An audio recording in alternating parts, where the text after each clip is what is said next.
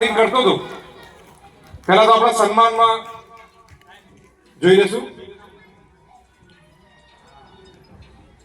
ભરતભાઈ એક એકનો આપણે ઇન્ટ્રો કરીશું વન બાય વન. બધાને પહેલા સાલ કરી દો બધાને. ચલો તો ભરતભાઈ આપની મને લાઈક 3-4 મહિના પહેલા ફોન કર્યો દોસ્તો. મેં સાહેબ હું આ પ્લાનિંગ કરી રહ્યો છું. એ વસ્તુ જે અમે પ્લાનિંગ કરતા હતા ને એ આજે તમારા સામે અમે લોન્ચ બી કરવાના છીએ. અને આ વસ્તુ લોન્ચ થયા પછી જીતુભાઈ દુનિયાનું કોઈ એવું ઘર નહીં જે આપણી પ્રોડક્ટ નહીં પહોંચે, એની હું તમને ગેરંટી આપું છું. તો દોસ્તો તમારા વચ્ચે આ બાજુથી સ્ટાર્ટ કરું તો કંપનીના સીઈઓ ને તમે બધા ઓળખો છો ગુણિકભાઈના, કે જે આખી કંપનીનું ઓવરઓલ મેનેજમેન્ટ, લોકોને પ્રોડક્ટ કઈ રીતે મળશે, પે આઉટ કેમનું પ્રોસેસ થશે, કઈ પ્રોડક્ટ ખૂટી, કઈ ફ્રેન્ચાઇઝીને શું તકલીફ છે, પલકેશભાઈને બધાને ખ્યાલ હશે બરાબર. જે આપણે પાટણ શોપી ઓનર સચિવભાઈને બધાને ખ્યાલ હશે કે એનું ટોટલ મેનેજમેન્ટ. એમને પેટમાં દુખે તો એ ગુણિકભાઈને ફોન કરે છે અને એમને ત્યાં જવાબ મળે છે. સાચી વાત ખોટી વાત?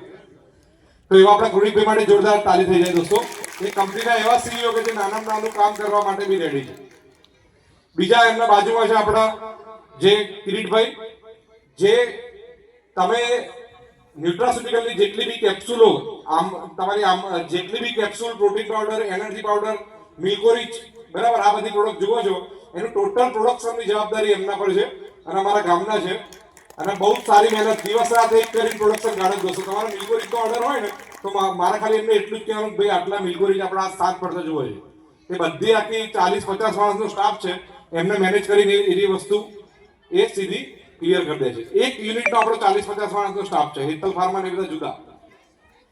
એના પછી તમારા વચ્ચે જે મિતભાઈ, જે મારા મામાના દીકરા થાય, અને એ ફેબલ કોસ્મેટિક્સ, જે આપણી નવી કંપની કોસ્મેટિકની જે પ્રોડક્ટો છે, જે અમુક છે ને આજે અમુક લોન્ચ કરવાના છીએ, એનું ટોટલ મેન્યુફેક્ચરિંગ, પ્રોડક્શનની ટોટલ જવાબદારી અને ટોટલ બ્રેકડાઉનથી લઈને મશીનરીની ટોટલ જવાબદારી એમના માટે છે. તો મિતભાઈ માટે એકવાર જોરદાર તાળી થઈ જાય.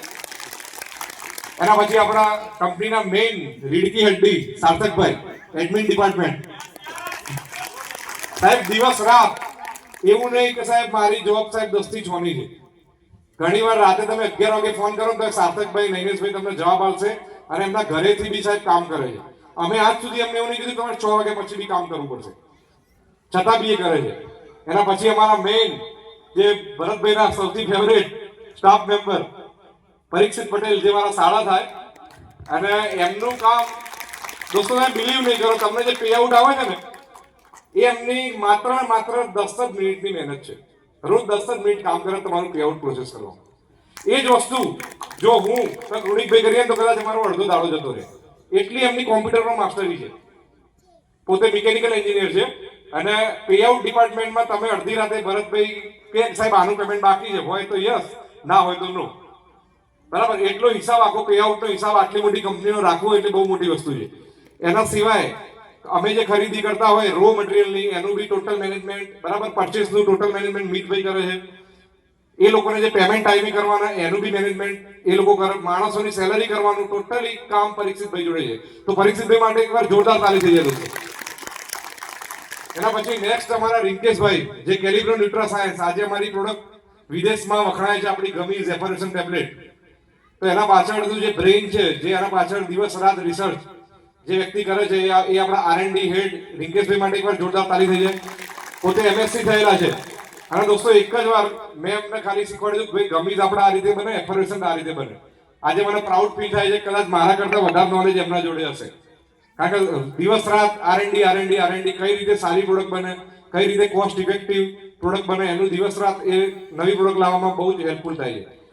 એના પછી છે દીપભાઈ, જે તમે આજે પ્રેઝન્ટેશન જુઓ છો, પ્રોડક્ટની ઇમેજો જુઓ છો, તમે જે પ્રોડક્ટની ડિઝાઇનો જુઓ છો, એ બધું જ ડિઝાઇનિંગનું કામ આપણા દીપભાઈ કરે. દીપભાઈ માટે જોરદાર તાળી થઈ જાય. આટલું પ્રેઝન્ટેશન બી દીપભાઈએ બનાવેલું છે.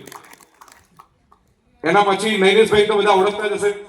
આપણા ફ્રેન્ચાઇઝ જે બિઝનેસ કરો એનું total accounting department, billing department, dispatch, આ બધું જ નૈનેશભાઈ પોતે હેન્ડલ કરે છે.